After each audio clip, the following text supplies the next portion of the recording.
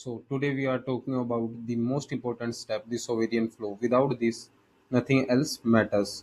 So what is sovereign flow? Sovereign flow ये बताता है कि बड़े इंस्टीट्यूशंस किस तरफ मूव कर रहे हैं, ये मेरा डायरेक्शनल एंकर है.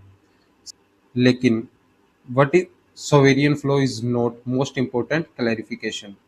पहली बात, 4 आवर की 6 या 7 कैंडल्स एक डायरेक्शन में बन गई, इसका मतलब ये नहीं कि ट्रेंड है. अब ये देखो, 4 आवर की ये कैंडल इस साइड एक डायरेक्शन में बन गई, पुल बैक. अब यहाँ देखो 4 आवर की कैंडल 6 7 कैंडल इस साइड मूव कर गई, इसका मतलब ये नहीं है कि ट्रेंड है. सो नाउ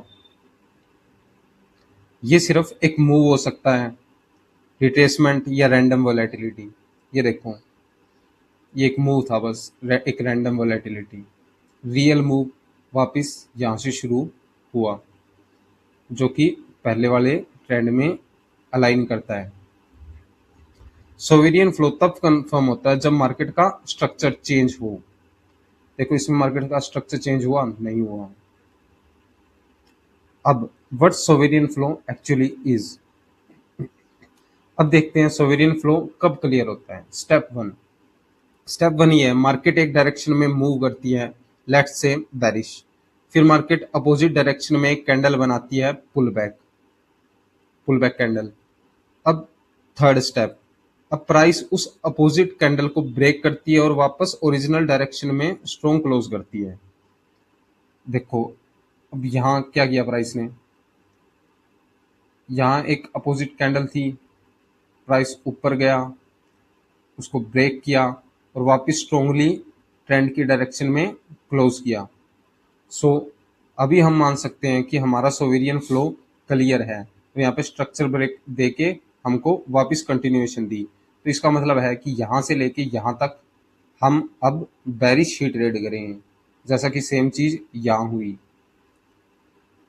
यहाँ ये एक ट्रेंड था बेरिश, यहाँ पे मार्केट ने पोज लिया, यहाँ से अपसाइड मोमेंटम दिखाया, लेकिन मोमेंटम दिखाया क्या किया, यहाँ से बेरिश थी, यहाँ से हंट किया, वापस डाउन किया, कंफर्मेशन दिया. अब हमें यहाँ से क्या हुआ, यहाँ से हमें कंफर्मेशन हो गया कि मार्केट कौन सी डायरेक्शन में जाना चाहती है.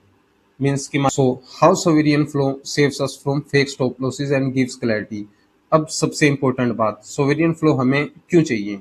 2 रीजंस. पहला, ये हमें फेक स्टॉप लॉसेस से बचाता है, क्योंकि अगर हम बिना कंफर्मेशन के ट्रेड लेते हैं तो मार्केट पुल बैक में हमारा स्टॉप लॉस ले लेती है. सो इस पे स्मॉलर टाइम फ्रेम्स में हम सिर्फ बेरिश ही ट्रेड करेंगे, सिर्फ सेल करेंगे. इसके का सो ये हमें बहुत सारी चीज़ों से बचाता है. हम पुल बैक में कंफ्यूज नहीं होते. देखो, ये पुल बैक हुआ, हम कंफ्यूज नहीं होते कि ये ऊपर चली जाएगी या नहीं. हमें पता है कि मार्केट का सोवेरियन फ्लो बेरिश है और हमको बेरिश ही ट्रेड करना है नेक्स्ट लिक्विडिटी तक प्रॉपर. सो नाउ हम सिर्फ ओरिजिनल डायरेक्शन में ही ट्रेड्स लेते हैं. That's the power of sovereign flow. अगली वीडियो में हम टीएलसी का ब्रेकडाउन करेंगे कि इसके बाद ये कंफर्म होने के बाद नेक्स्ट चीजें हमें क्या कंफर्म करनी है, उसके पे हम जिससे हम ये चीज प्रॉपरली चेज कर सके और हमारा स्टॉप लॉसेस कम से कम हिट हो और हमारा ओवरऑल रिस्क रिवार्ड भी ज़्यादा हो, जिसके कारण ओवरऑल प्रॉफिटेबिलिटी हमारी इंक्रीज हो. So bye for today, wait for the next video.